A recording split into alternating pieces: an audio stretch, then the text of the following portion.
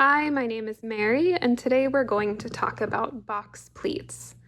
This is a deceptively simple technique that allows you to create dimension and shape your fabric by folding it in on itself into a symmetrical pleat, joining the layers of the folds into one.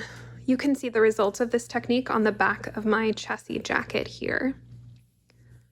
To work a folded box pleat, you'll need 3 double-pointed needles in the same size or smaller than your working needles in addition to those working needles. This method of box pleats must be worked over a multiple of 6 stitches, and to make things simpler, I've marked off the beginning and end of the pleat stitches using stitch markers. The pleat stitches will be divided into sixths, with each sixth being placed on a separate double-pointed needle to work the pleat. Here we're working our pleat over 30 stitches, so 1/6 of that pleat stitches is 5. So on the row where we work our pleat, we'll work up to the pleat marker,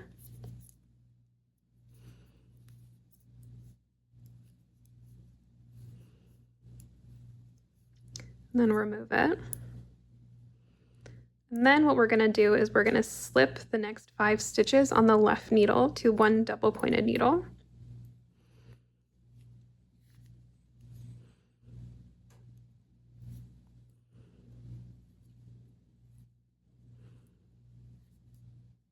So that's 5. And then the next 5 stitches onto another double-pointed needle.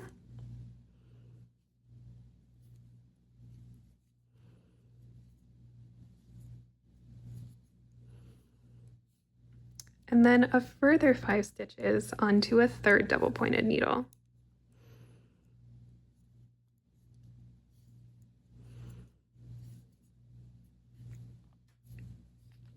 We'll work the pleat 1/2 at a time, and this makes up the first half of the pleat.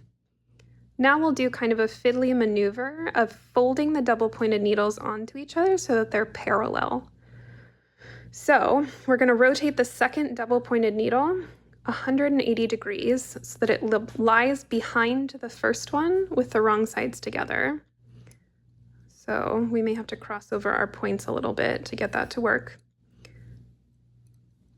Lying behind the first one with the wrong sides together, and then in front of the third one with the right sides together. So again, bring those flat. We're going to rotate just the second one 180 degrees so that it is behind the first one and in front of the third one. And then bring the points up so that we can work with them. You're going to want to kind of grip them all together like this without the left needle. We don't want to work into any of the stitches on the left needle. So now we're going to do a maneuver that you might be familiar with if you've ever worked a joinery bind off, except we're going to use one more needle than that, and we're not going to bind off the stitches after knitting them together. So we're going to use our right needle to enter into one stitch on each of the needles as if to knit. There's the first one and second one and the third one. And then use our working yarn to knit all 3 of them together. Bring that loop through, and then we're going to drop all 3 of those stitches off of the double-pointed needles at once, being very careful not to drop more than that. And then we're going to repeat. So go into 1 stitch on each needle, and then knit them all together. You'll keep doing that until you have worked together all of the stitches on your double-pointed needles.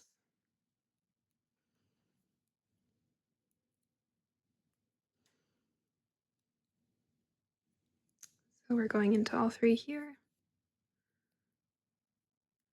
knitting them together, and then dropping them off. Then here we have our last 3 stitches, and I'm just going to let those come off of the double-pointed needles and set them aside. Pull my left working needle back up and have it help me knit those 3 together.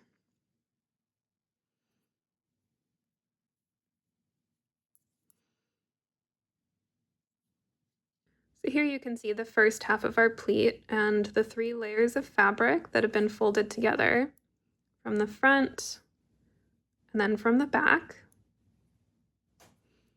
So now we're going to work the second half in a pretty similar way, just mirrored.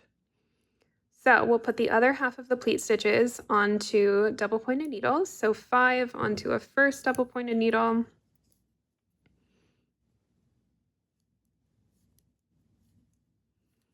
And then the next 5 onto a second one.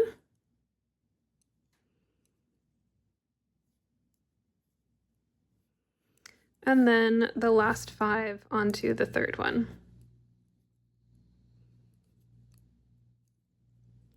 And now we're at our second pleat marker, so we can just remove that. So now we're going to rotate our second double pointed needle so that it lies in front of the first one with the right sides together and behind the third one with the wrong sides together. So we're going to take that, maneuver the points around each other so that they form the fold. So I'm going to do that again.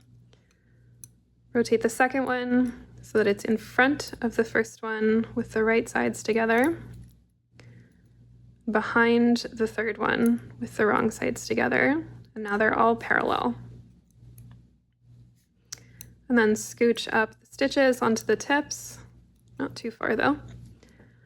And then you can see the way that that folds mirrors the first side. So now we're going to do the same thing as we did before. So enter into 1 stitch on each needle with your right working needle, and then knit all 3 of them together. Then drop those stitches off of the double pointed needles very carefully. And then keep doing that until you've covered all of the stitches on each needle.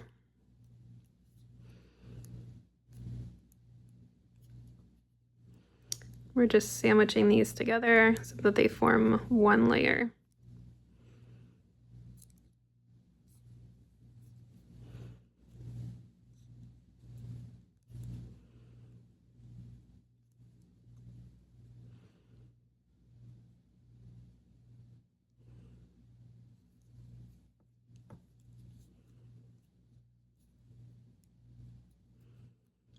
And then we've got our last stitch here.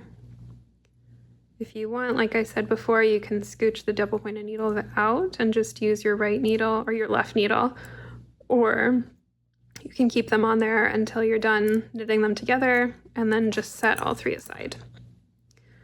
So now we have knit together all of our pleat stitches, and then we can just work to the end of the row.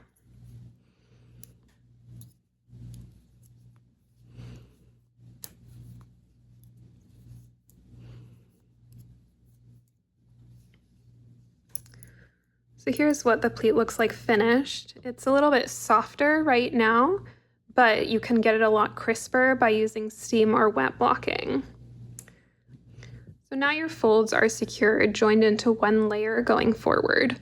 The stitch count has been reduced by 2/3 of the original pleat stitches, and the maneuvers I just did created an inward pleat where the fabric meets in the middle of the pleat on the right side of the fabric. This is what it looks like on the wrong side, which is technically an outward pleat if you were to turn it around onto the right side. So if you wanted it to be an outward pleat on the right side, you'll switch the way you fold the DPNs between the first and second half. So fold them the way we did on the second half here on the first half and vice versa. And there you have it, box pleats. Happy knitting.